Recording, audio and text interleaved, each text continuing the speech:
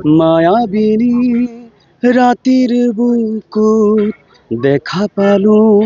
তোমাৰ ছবি ধৰা দিলা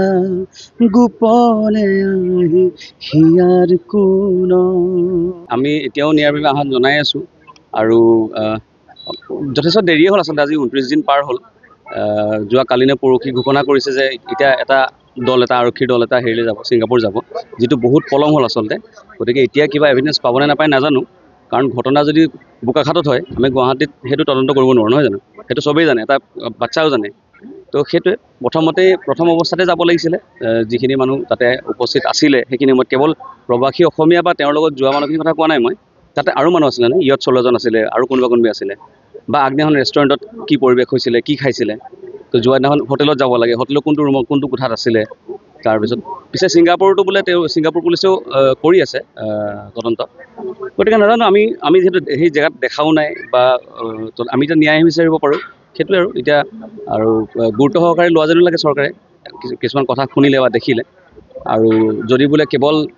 নিজৰ হেৰিৰ কাৰণে যদি বোলে দেখুৱাই আছে ন্যায় দিয়াটো সেইটো এটা ভুল হ'ব কাৰণ এইবিলাক ৰাইজে আৰু সময়েতো উচিত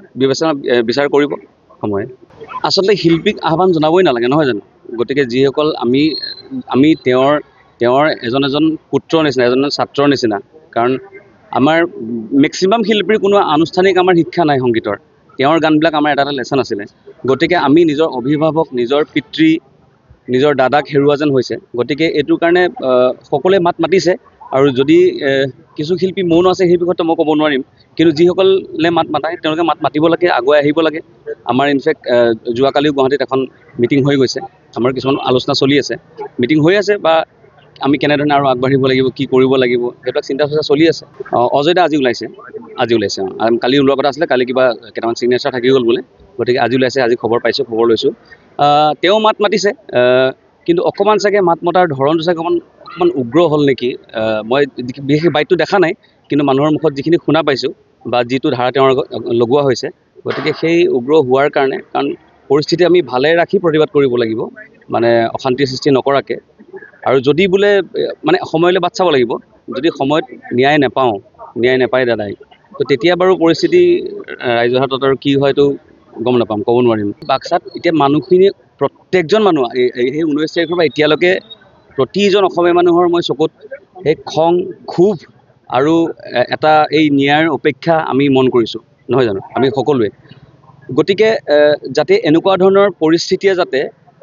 বেলেগ দিশলৈ লৈ নাযায় ন্যায় প্ৰক্ৰিয়াটো সেইটো মই মানে আহ্বান জনাইছোঁ অনুৰোধো জনাইছোঁ এনেকুৱা ধৰণৰ পৰিস্থিতি যাতে উদ্ভৱ নকৰক কাৰণ যদি এই সুৰুঙা লৈ যদি বোলে আমাৰ যিকেইজন মানে অভিযুক্ত তেওঁলোকক যদি বাহিৰলৈ লৈ গুচি যায় তাৰপিছত কি হৈছে কিন্তু অসমৰ মানুহে গম নাপাম আমি ষ্টেটাছটো গম নাপাম কি হৈ আছে গতিকে ইয়াতে ৰাখি আইনক প্ৰথম সময় দিয়া যাওক বা সেই সময়মতে গোটেইখিনি তদন্ত হওক আৰু বোলে অনাগত দিনত বোলে বহুত দিন যদি একো নাই হোৱা তেতিয়াতো ৰাইজ জানে কিমান তেওঁক মৰম কৰে এটা সত্তা আমাৰ হেৰুৱাই পেলালোঁ গতিকে তাৰপিছত ৰাইজে একো চিন্তা নকৰিব